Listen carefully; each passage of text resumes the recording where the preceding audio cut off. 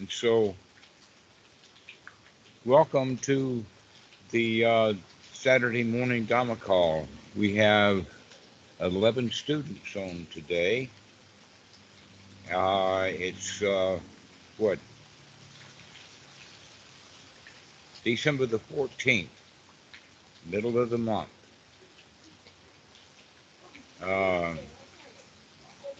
So today, I would like to make a connection for you that is actually quite valuable. And that connection concerns, naturally, the Four Noble Truths. Most specifically, the connection is within the second Noble Truth. And as you all have heard, the second Noble Truth is the actual cause of dukkha, the actual cause of dissatisfaction. The actual cause of dissatisfaction is always something within one's own mind. It's never coming from the outside. So if the neighbors are bullying you, then the dissatisfaction is not the neighbors bullying you. It's, number one, you don't like it, and number two, you're afraid that they'll do something that they claim they're going to do to you. And so the second Noble Truth is really an important point because it points to each and every one of us has our own duty, our own responsibility to the Dhamma. Nobody's going to do it for you. No priest, no nun, no guru, no teacher.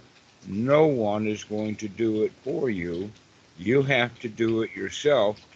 And more importantly than that, you have to do it over and over and over and over again. But as you know, I pretty well harp on practice. They say I'm going to get a harp someday. Not one of those little things the angels play. I want one of those big dudes. So, we're going to talk about that today in a particular state.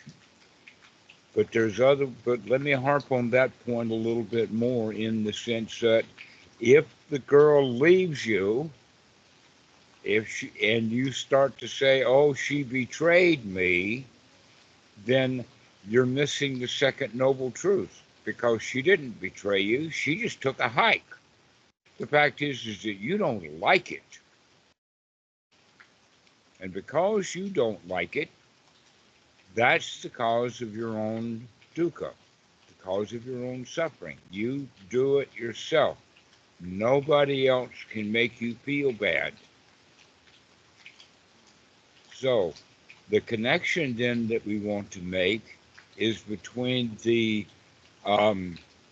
already made a big connection between lobha and moha, which is greed and ill will, that they're almost always the same thing, in the sense that if you want something, then you kind of feel inadequate or that you're missing something, and you don't like that. So anytime that there is greed, there's also ill will. Probably the biggest example of that currently is that Putin wants to reestablish the territory that was lost by the Soviet Union. There's the greed. Well, where's the war?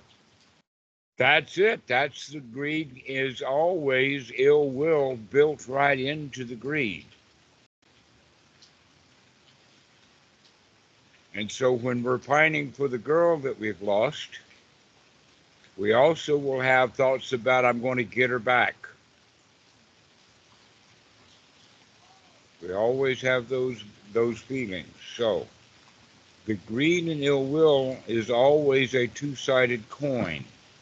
And if we can see that, then we're going to be able to do something about it. When you see that you want something, recognize that you also have ill will for not having it. So, today's talk, I want to make a different connection. And the connection to make today is the connection between the Pali word ajiva and baya. Now, ajiva actually has several different definitions because Pali is not a very, very sophisticated language like we have with English, where we have a dozen different words for different nuances. So, ajiva can be translated as ignorance. It can also be translated as delusion. That in fact we could go so far as to say that there are three kinds of ignorance. One would be wise ignorance. We don't know and we know that we don't know. And that's the place that we want to be. Then there's the other one is that we don't know and we don't know that we don't know. And then the third one is that we know wrongly. That's delusion. We know, but we know wrongly. And that's another definition of ajiva. Not knowing means to know wrongly.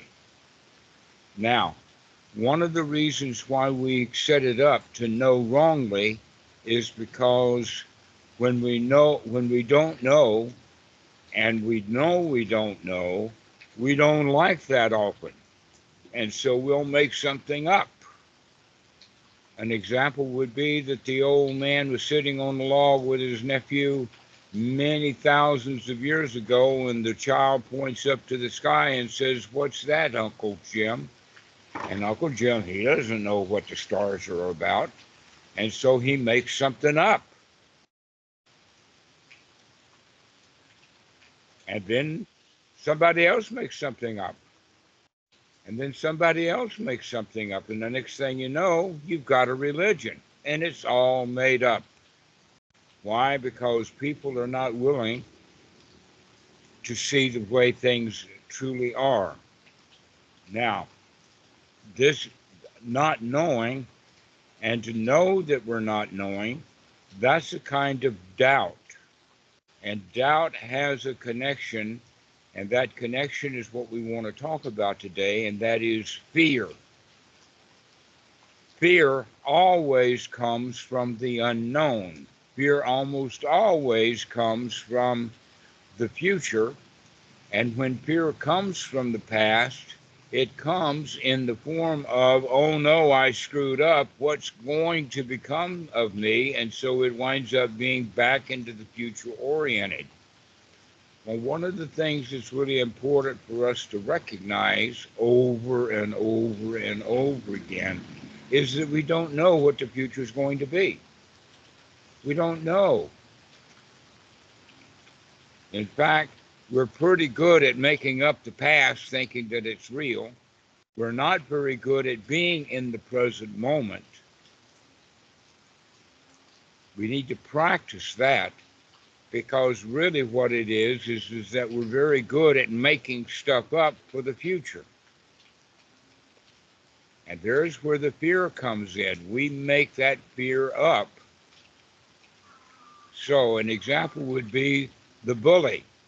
He's bullying you right now, but if he's bullying you right now, you're lucky because he hasn't hit you yet. He's just threatening to hit you. There's many different ways to handle a bully. One way is to step back, to turn. You can say something like, "Oh, I forgot my gym shorts." And then you can take off. And he's probably too lazy to chase you down. So there's an easy way to get away from a bully. But what we do instead is we become afraid of the bully. That's what he wants anyway. He wants you to be afraid of him. because that gives him the feeling of power over you. But guess what? The world is full of bullies. And we are a victim to all the bullies that we will allow to be a bully. Cops love to be bullies. IRS agents, FBI, CIA, local police, school board administrators. There's actually no end to the bullies. They were trained to be bullies in high school, and most of us were trained also as to bully. And so that bullying always has the quality of fear built into it. Now, we could say then that it's been said that especially in the Mahayana, they will say that what is the cause of dukkha? What is the cause of dissatisfaction? They say it's attachment. They say that it is grasping and clinging. But it's in the Pali Sutra where it says, oh no, it's actually a jiva. That if you want something, you can want it wisely, and you can have wise wanting. For instance, you can want wisely to be friends with the bully. And so wise wanting is not a problem. Wise, I would say that in fact, wise wanting generally doesn't have ill will built into it. But the big issue in our lives, the big issue is not knowing. And not knowing always brings fear, even if it's delusional not knowing. If we have a delusion, then we're still going to have an element of fear built into it. A really good example of that is in the various religions, and I'll use several of them as examples. One would be Christianity. Christianity has a hell. Why do they have a hell in Christianity? Why? They have a hell in Christianity to make people afraid. When I was in high school, one of the things that we had to study was an old sermon from the 16th century, and the name of the sermon was Sinners in the Hands of an Angry God. Micah, you were in Oklahoma. Did you have to study that one too? Sinners in the hands of an angry God. You know about it. Go ahead. I was just saying it sounds familiar. Sounds familiar. Right. Okay. So, religion wants their young people to be afraid because that's how they think that they can control them. In other words, we can't offer a carrot and expect them to behave themselves with the promise of something good. We have to promise the stick. And if we promise the stick, then the fear then will get them to behave. But guess what? Buddhism has the same thing, especially ordinary Buddhism, not the teachings of the Buddha, but ordinary Buddhism that is a religion has the precepts. And the precepts are like Panatipata Vairamani Sikhabadam Samatiyami Atinadana Vairamani Sikhabadam Samatiyami Kame Sumi Chachara Vairamani Sikhabadam Samatiyami Musawada Vairamani Sikhabadam Samatiyami and Sura Maria Macha Pamatadana Vairamani Sikhabadam Samatiyami. These are techniques of beating children into submission. And in fact, I would say that the 5 precepts in Buddhism work a whole lot better than the promise that you're going to go to hell that the Christians have. Now, one of the important things about this is that we control other people through making them afraid, which means then that when you're afraid, you're easy to control. And when you're not afraid, you're not so easily controlled. But normally when you're controlled, you're controlled by your own negative thoughts. And so if we can see what we know and what we don't know, and a clear example of what I'm talking about now is doubt. Doubt about the practice, doubt about the future, doubt about what's going to happen next, doubt about outcomes, all kinds of things. In fact, uh, gambling, and especially at the casino gambling, everybody intellectually knows that the house is rigged and that you're going to lose eventually. But people get all excited and fearful and say, oh, I want to win, I want to win, I want to win, even though the odds are stacked against us. And so this excitement has elements of fear built into it. And if we can see this fear, we can change it. Now, one of the qualities of the word sukha that we talk about in Anapanasati, it's in fact step 6. When I say step, I should say item on the list of item number 6, because it's not in chronological order. But part of sukha, the Pali definition, is safety and security. So we need to develop the feelings of safety and security, to develop the feeling of comfort. If we can develop the feelings of safety and security and comfort, then we can also further develop the feelings of satisfaction. And satisfaction is, in fact, the end of suffering. The end of dissatisfaction is satisfaction. And we can practice that, but we're not going to be able to practice satisfaction while there is still fear. And yet you all know, we all have been trained to be afraid of the bullies, to be afraid of the teachers, to be afraid of not doing our homework, to be afraid of the streets. In fact, when I was a kid, I could go all over town.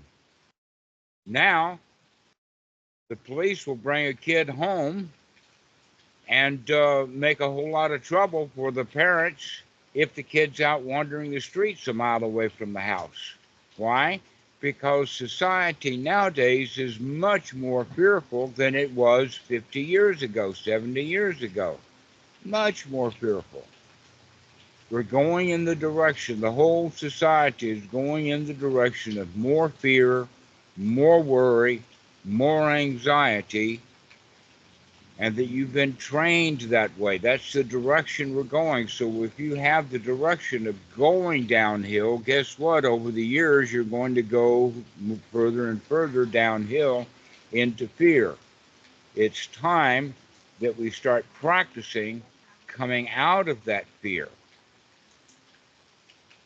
Now, one of the things that I would say is that over the course of the time that we've been doing these talks, I've run across a number of guys who come to say, oh, poor me, she left me. This has happened to Keyshawn. It's happened to Robert. It's happened to Nick. It's happened to Alexander. It's happened to another Nick. It's happened to many. Over and over and over again, we have to recognize that everything is temporary. Anicca vata sankhara, every relationship is temporary. Where they ever got the idea of marriage in the sense of death do us part has actually created a huge amount of dukkha in the world, rather than having, let us say, a marriage that has a time limit on it. Like, let's have a marriage for 5 years. Now, one of the reasons why we want to have a marriage for longer than that is because of the kids. In the old days, a kid, and in fact, in many countries today, like in India and in Africa, a child of the age of 6 is already worthwhile going to work. In Africa, many of the mines are run by kids. I was at restaurants in India, and there may have been an old man on a couch and asleep in the back, but the whole restaurant, from cooking to serving food to cleaning up, was all done by kids, all of the age of 6 or 7. So 6 or 7 years old is old enough to work. I'm not saying that it's a good idea, but in the old days, a marriage needed not last longer than 5 or 6 years, because at the end of 5 or 6 years, the kids could take care of themselves. Nowadays, we have a system set up to where, oh, we don't want to put the kids to work. We'll put them to work at school. We've got in fact, it's a workhouse. It's a coal mine, and we call it school, primary school, secondary school, and we put our kids in there and we make them work, and we don't even pay them for it. And so this has caused us to have to revamp our thinking about marriage. Oh, we can't stay married for 5 or 6 years. We got to now stay married for 20 years. And that, in fact, we congratulate old couples who have been married for 60, 75 years, because that's supposed to be a goal that we're trying to reach. But the reality is that your mind wanders. Your mind is not under control. If you had full control over your mind, you would have never gotten married in the first place. All those who get married still have a wandering mind. It wanders around in 7-Eleven. It wanders around on the internet. It wanders around all over the place. And oftentimes we find something. And this is the problem with marriage, is that things are temporary. And yet marriage is supposed to make them permanent. Well, not permanent, but almost so. In fact, there's a joke, and that joke is that the guy died, and his wife pined for him. And then years later, she died. And when she died, she went to heaven. And when she got to heaven, she saw him, her husband, and run up to him. And as she was running, he says, whoa, whoa, whoa. Remember that in the marriage vows, it's death to us part. Sorry, honey, we're finished. And she didn't even like that. She wanted it not only death, she wanted it absolutely permanent. But nothing is permanent. Everything is temporary.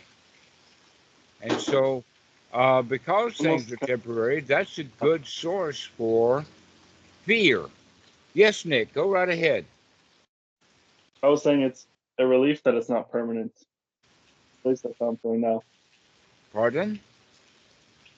Maybe you can't hear me, but I'm saying it's a relief that it isn't permanent. Actually, that's correct. That's correct. What a relief it is that nothing is permanent. That, in fact, here's a question for you, that if things were permanent, you'd be stuck in the first grade.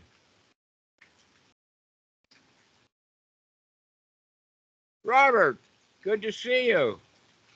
Good to see you too. I've got another good joke for you. So, why would anyone sign up for something that 50% of the time ends in divorce and the other 50% ends in death? Well, why should you buy a car? 50% of the cars get wrecked, and the other one, 50% of them wear out. Exactly. That's all. Hmm. So, this is the whole point about I, me, or mine. If you attach to something as I, me, or mine, by attaching to it as I, me, or mine, you're going to cause fear because you can't control it. An example of that is if you register yourself as a Democrat, then anytime the Democrats lose, you feel bad. You feel fearful. Oh no, Donald Trump, what is he going to do? Well, you don't know what Donald Trump is going to do. In fact, Donald Trump doesn't know what he's going to do. Nobody knows what Donald Trump is going to do. So why be worried about what Donald Trump is going to do? We can disassociate ourselves from politics because the only reason that you would, in fact, associate yourself with politics is it's going to bring fear. It's going to bring worry. It's going to bring anxiety. If you don't associate with politics, you've got no worries on that behalf. So, this is the problem with the the second noble truth is that people really don't make the connection when they hear lobha, moha, dosa. They hear greed, ill will, and ignorance. They don't make the connection of how powerful this second noble truth is, in the sense of this is it, folks. Start paying attention. Start paying attention because that second noble truth is going to grab you. It's sneaking up your leg right now. It's persistent. And we have to learn to practice in a persistent way so that we can persistently see our fear. And by seeing it, we can make a change to it. If you can't see that almost all of your motivation is based upon fear, if you can't see it, then you can't make changes to it. And if you can change it, you might in fact not change your behavior, but you can change the way you feel from being fearful, oh, I've got to, into joy. Oh, I'm going to do it this way. This is the better avenue. That in fact, fear is deeply buried in our DNA. Fear is deeply buried in our DNA, and it shows most obviously in the form of the self-preservation instinct. In fact, you could say that fear is the language of our instincts. We have herding instinct because of fear. We have territorial instinct because of fear. And mostly we have the self-preservation instinct, which is we become afraid of things that are dangerous to us. Now, that instinctual system is really, really old. It's been passed down from father to son, from mother to daughter, etc., for many, many, many centuries. And yet, the reality is that in our culture, there is very little real danger. There's very little real danger to where in the old days we had bears and lions and the tribe next door and all kinds of things that were really dangerous. But in our society, there's nothing really much dangerous. And so my question then would be, why is there still so much fear? In fact, there's more fear now than there's ever been. People are now terrified, and there's nothing to be terrified about. Yes, Ivan, go ahead. It's also funny because I was thinking about people often getting into fights with people on the internet, and then like there's actually less danger now, but for some reason people just get into those arguments when it's never needed in the first place. Yeah, Like, it's also rooted in fear. you're right about the internet. About 90% of the internet traffic is people afraid, trying to make you afraid too. That in a way we justify our feelings by getting other people to feel the same way we feel. So when someone is angry, he wants everybody around to be angry. Another example of that is when you have guys who are drinking in a bar, or someone new comes in the bar, everybody in the bar wants him to drink too. Why? Because if he doesn't drink and he's in a bar, maybe he's trying to teach us a lesson that we shouldn't be drinking in a bar. All right? And so we don't like it when somebody comes in a bar and doesn't drink. We want him to be like us. The same thing, by the way, is true about turbans. Those guys, we don't wear turbans. Those guys who wear turbans must be dangerous. They're bad people. Right? They're not like us, and we don't know who they are, so they must be dangerous. So, in fact, our culture has trained the children to be afraid, and now we've got the internet that there's no end to the things that you can do to become afraid. Almost all of the news is to make you afraid. You probably heard of the story of journalism is that it bleeds, it leads. We want blood and gore on the first page. We don't want happy stories. We don't want a first front page newspaper where it says, oh, I can't think of anything happy. Oh, yes, young Mr. Smith went to seminary. Or boy, girl, and boy A got married. Or maybe Miss Y had triplets. That's not front page news. I heard an Ajahn once said like the talk was about the disaster, natural disaster happening in certain part of the country, and they say the newspaper never talk about 300 people sitting in a meditation retreat peacefully and not out interfering with the world. Like they don't talk about stuff like that. I think it's Right. really That doesn't sell. People want to see gore. They want to see misery. They want to see suffering because that's their style.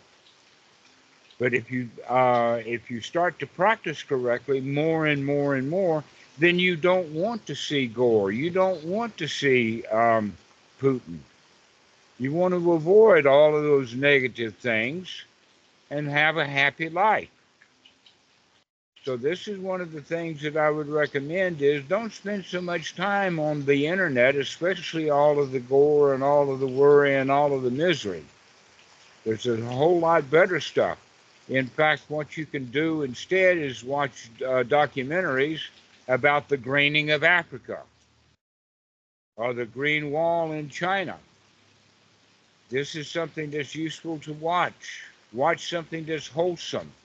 Watch something that's valuable to you that keeps you from being so afraid. Because the media wants you to be afraid. That's how they make their money. If you're afraid, you'll come back and read the second article and then the third article. And every one of them is designed to keep you more and more afraid. But guess what? We don't need the internet in order to be afraid. We've already got the habit.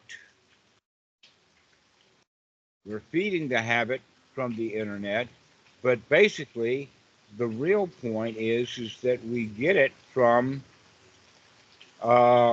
being trained as afraid is also part of our DNA. That in fact, what you could say is that practicing correctly the teachings of the Buddha is exactly the same thing as taking over and controlling your instincts. Now, Christianity and other places, they place high regard on instincts, intuition, and other things like that. But in the teachings of the Buddha, the right way of looking at it is, oh no, we're going to use wisdom. We're going to use a higher mind to control all of those instincts so that we're not going to instinctively be afraid. This is why it takes so much time and dedication and right noble effort, is because you've got all of culture and all of your DNA going in a certain direction. And we're going to turn that around so that you can be joyful and happy when you want to be. That's the teaching of the Buddha, is that we've got to practice, practice, practice coming out of our fear. That in fact, you could go so far as to say that greed doesn't, a lot of people talk about it as greed in the sense of wise greed, and that ignorant greed is causing the problem. Another way of looking at it is that fear caused the greed in the first place. If you weren't afraid, you would not want anything, because almost all the stuff that we want is for protection against something bad that'll happen.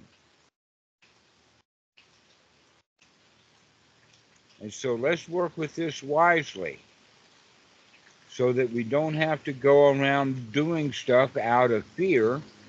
We could just do what we like to do and begin to enjoy life. Life is fun when you're not afraid.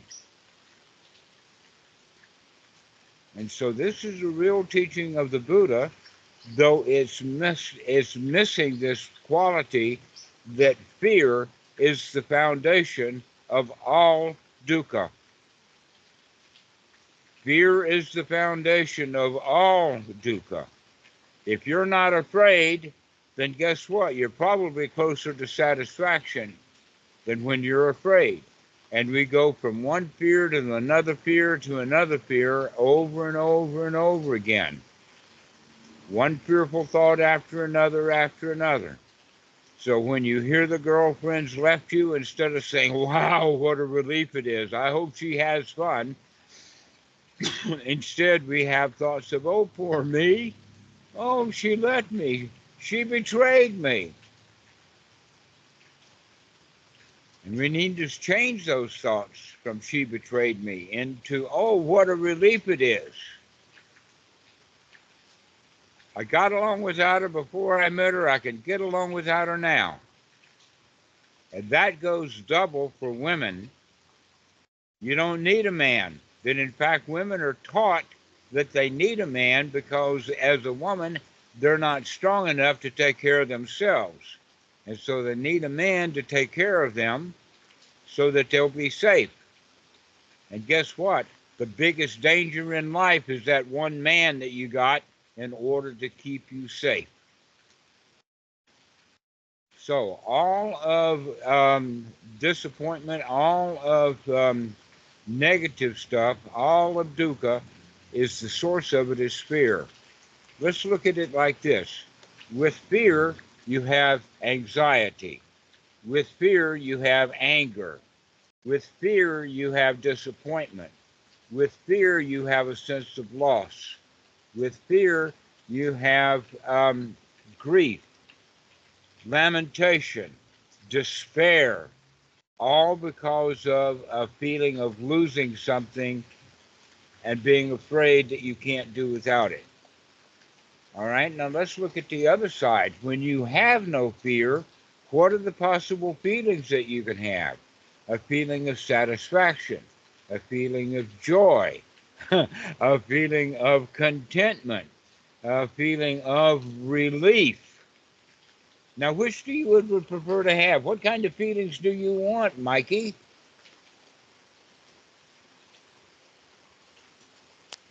Yeah, joyful, happy, relieving, calming, soothing feelings.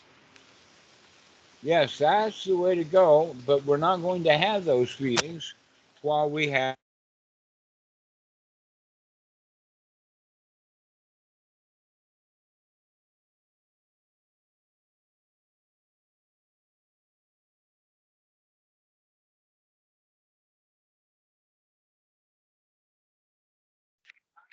Sometimes literally. Did we lose our internet? Yeah, you were cutting out the last 30-second, Dhammarato. Oh, I bet I know what happened.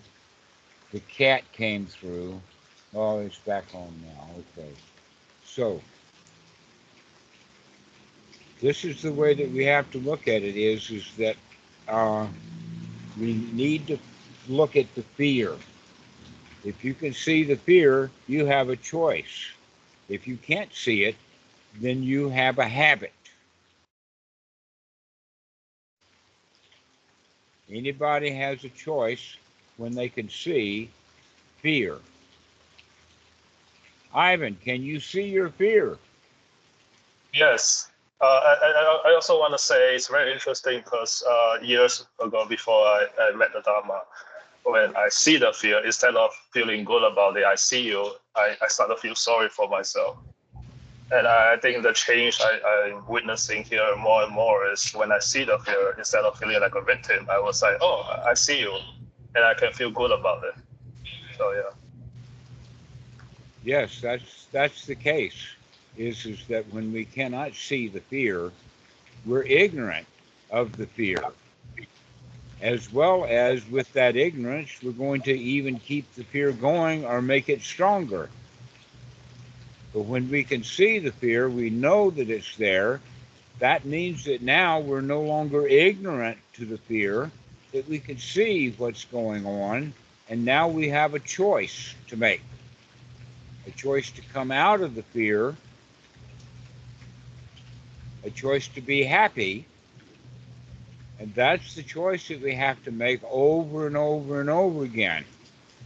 Remember that we've got to practice over and over and over again because you've got all of this stuff going directly against you. Not just you, but everybody's got this burden of the society teaches you to be afraid, and you've got a natural tendency to be afraid called the instincts, especially the self-preservation instincts. So our basis is fear, and all of our training is in fear. We go to school because we're afraid to not go to school. If we had a choice, we wouldn't go to school. Oh, somebody's changed something. Let me see if I can change it back. Somebody's